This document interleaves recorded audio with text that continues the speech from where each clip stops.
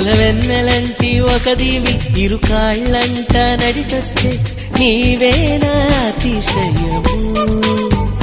జగమున అతిశయాలు ఏడేనా ఓ మాట్లాడే పువ్వను ఎనిమిదా అతిశయము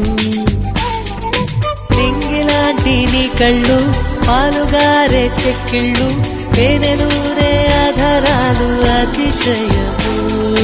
మగువ చేతి వేళ్ళు అతిశయమే మగుటాలంటి గోళ్ళు అతిశయమే